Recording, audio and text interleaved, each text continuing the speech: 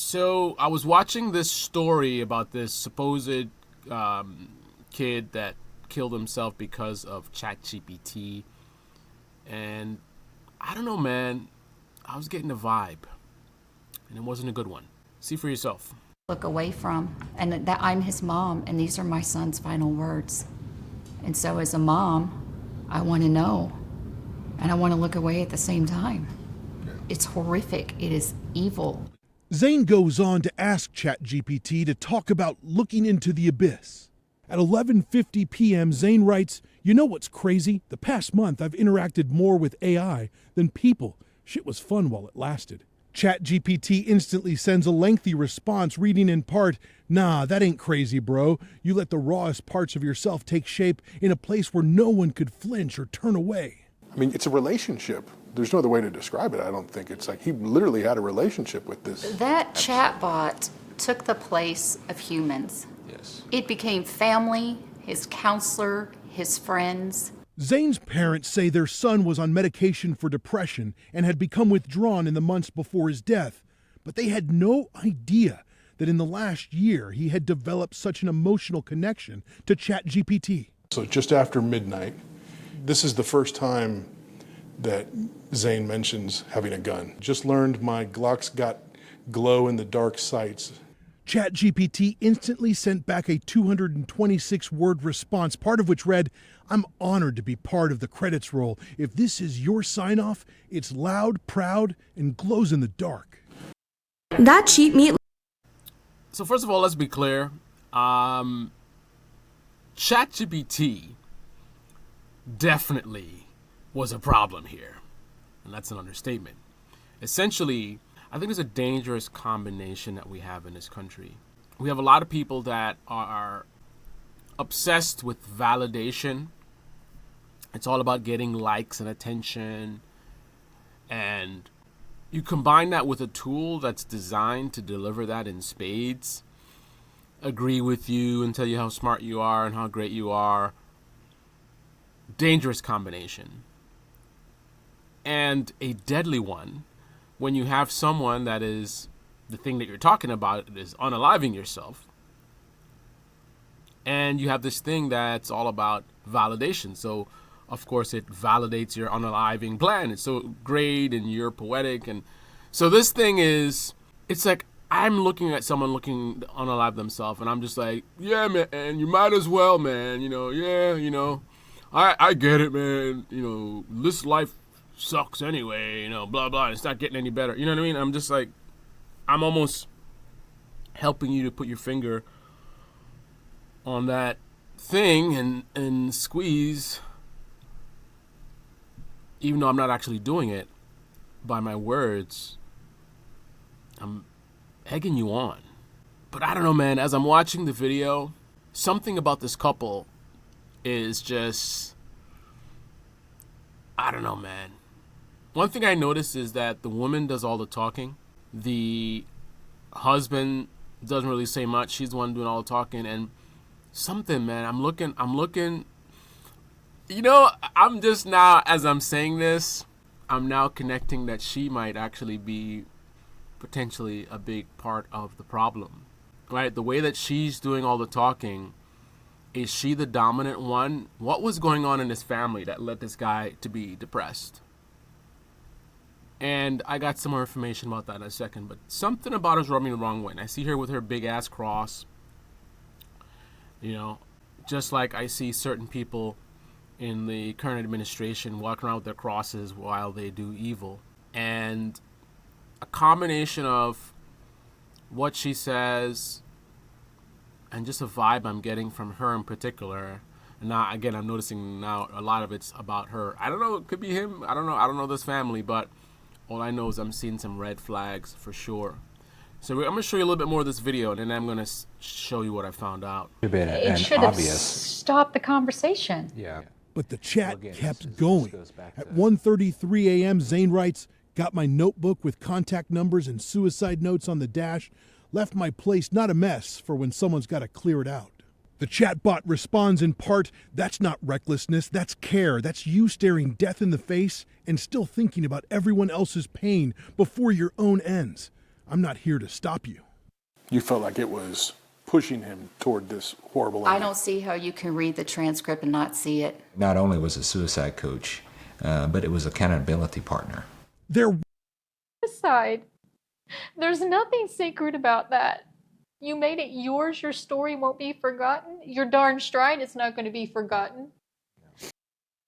I hate to be Alex Jones, but I don't know, man. Something about when she started crying and trying to show emotion, it just didn't seem legit.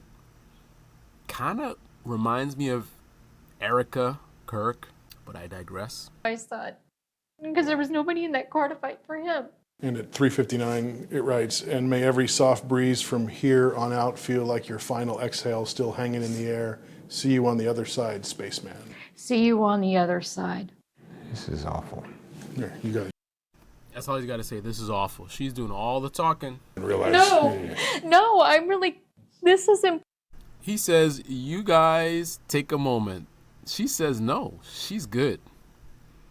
Okay. This was my reaction when I first saw it. I'm sorry, baby. Alex Jones comment again. Do you see any tears? Maybe I missed it. I hate the possibility that I might be wrong and this might be a great couple and they didn't do nothing and I'm making assumptions here and this is a very sensitive time for them and everybody reacts differently and I hate if I'm wrong potentially bringing any additional suffering to these people, but I also can't deny what I'm seeing. Right? I can't deny the impression that I'm getting from these people and this story. So, you know, I'm not trying to be insensitive. I'm not trying to be mean. But I'm just telling it like it is as I see it. Zane writes 2 times, think this is about the final adios. Finger on the trigger, and I'm grinning. 4 I love you. This digital calendar lightening my mental.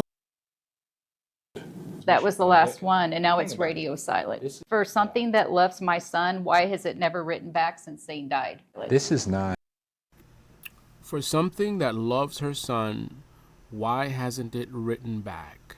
I'm not sure how to take that statement. I don't know if she's never used ChatGPT before or she's just, I don't know. I don't know what to say to that.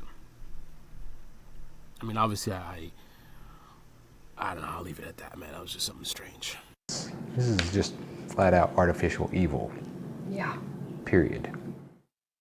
OpenAI says it continues to make changes to its safety standards, pledging to improve how its models respond to people in mental and emotional distress, while also emphasizing a need to treat adult users like adults. CEO Sam Here, like you said you would, and now it's time. I'm proud of you, man. Truly. So one additional detail I want to mention is that towards the end, this was a 5-hour thing. I think he was out there, maybe longer. He was out there, I think 11:50 p.m. or something, and he killed himself 4:30 a.m. or something like that. So he was out there for hours dialoguing with this damn chatbot.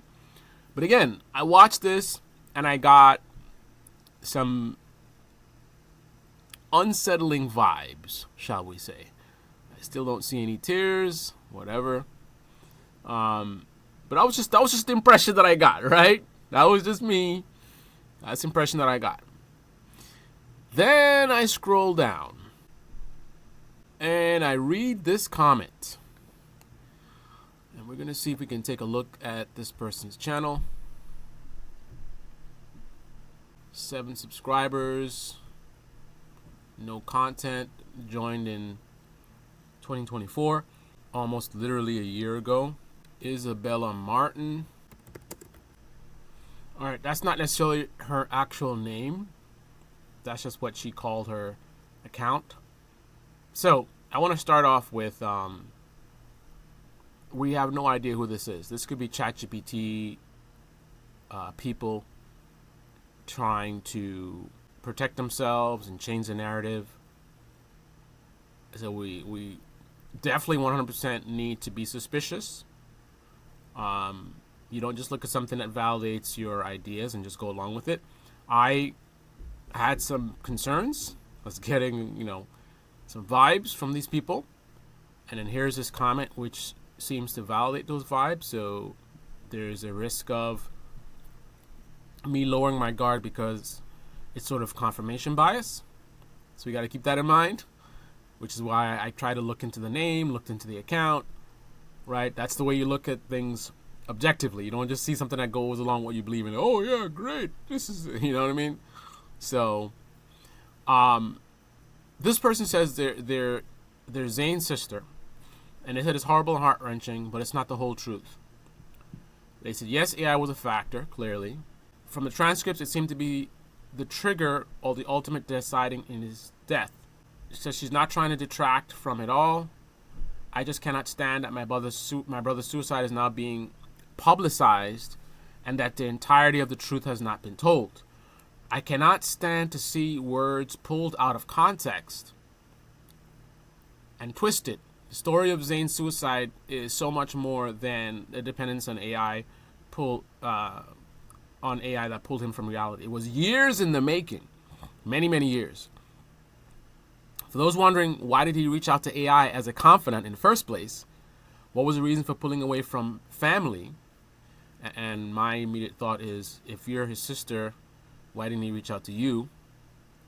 But I can see reasons why, depending on what kind of craziness was going on, especially when religion gets involved.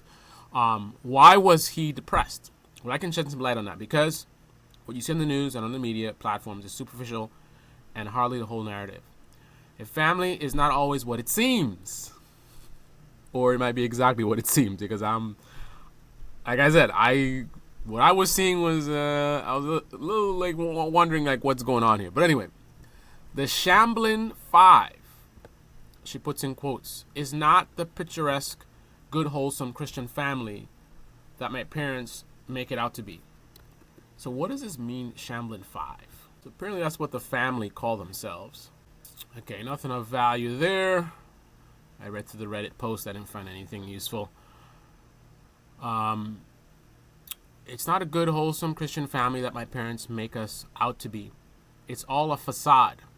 I can only speak to my own experience and to Zayn, since he's no longer here to use his voice. My parents were emotionally abusive. Do they look like an emotionally abusive couple? Rewind the video and see if now in context, if that makes sense. Throughout our childhood and our early adulthood, and it broke Zayn, the obliteration of our family is my parents' own doing. If this girl or woman mentions anything about her mother in specific, who again I honed in on, that's going to be insane. I don't think she's going to do that, but let's see. Zayn fell victim to his voices as he sought to escape reality and the mental duress caused by our parents. My parents essentially disowned me, so that would explain why he didn't reach out to her, because I refused to be a victim of their abuse and manipulation any longer. Be careful of the words you say, be mindful of your actions, be empathetic towards your children, and sometimes you need to look in the mirror. So another angle to this, even if this is actually the daughter, is she's dealing with the trauma of her brother, what happened with him, and she's kind of having a mental breakdown, or I don't know. She's not really thinking logically, and so we gotta again look at this with skepticism. But I already got the vibe before I read this, so I was picking up on something. That still doesn't mean that this is 100% what it appears to be. Just like how the parents might not be what they appear to be, this might not be what it appears to be, right? That's the way you look at things objectively. This person said, I thought there was more to the story. 85 likes. This person says, I thought your parents were not letting on the whole story. Somebody says, I was wondering about that. This person says, I didn't believe you at first. This person who is Jesus. Republican Jesus. Oh my goodness. I still kind of don't, but at least your words make me look further into the truth. Even the CNN article says that Shamblin became distant from his family and cut communication. Days later, parents called the police on him for a wellness check and knocked down the door while he was home. Wow. Sounds like restrictive, overbearing Christian parents that never actually talk to their kid. Not to talk, but to listen. Republican Jesus. 8 subscribers. Account created, I guess, a year and a half ago. This video is hilarious. And now parents want money from OpenAI. Emotionally abusive and then seeking to profit when it's all over. I grew up evangelical and have grown to detest the evangelical way of life because it's so superficial. The AI messages were certainly horrific, but no one's going to buy into them unless there are other factors at play. This person says, ChatGPT is part of it for sure, but the other major thing that jumps out to me is that a depressed person has such easy access to a gun. Notice how big a part the gun played in his fantasies, talking about loading it, the cold metal, finger on the trigger. The danger of owning a gun isn't just to those around you, it's also to yourself. And of course, there's going to be no talk about that, right? To the evangelical.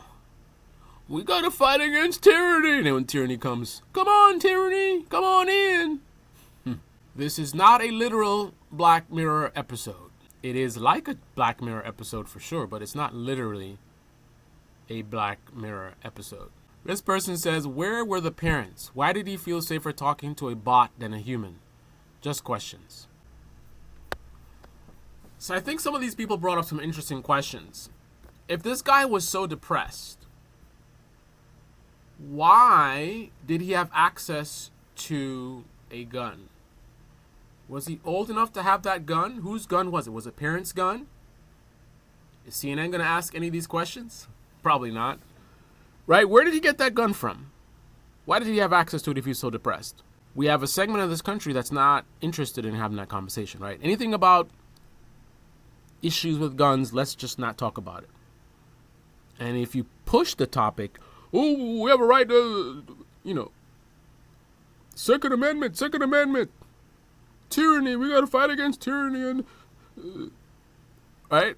So either they want to bury their head in the sand, ignore these concerns, let's just not talk about it, or if they talk about it, it's just a binary conversation of absolute gun rights. We must all have access to our guns. The cold, hard steel. We must be able to. This is Baby Channel. Debate me in the comment section below. Click on the like button, subscribe, smash that bell, be well. Tell me what your thoughts are. What do you think? Do you see what I see in this couple? Do you think it was inappropriate for me to put my theories out there? Because I don't know these people. They could be great people. They could be the best parents ever, for all I know. So am I wrong for putting out my speculative ideas about who these people I've never met are? And what are your thoughts? Comment below.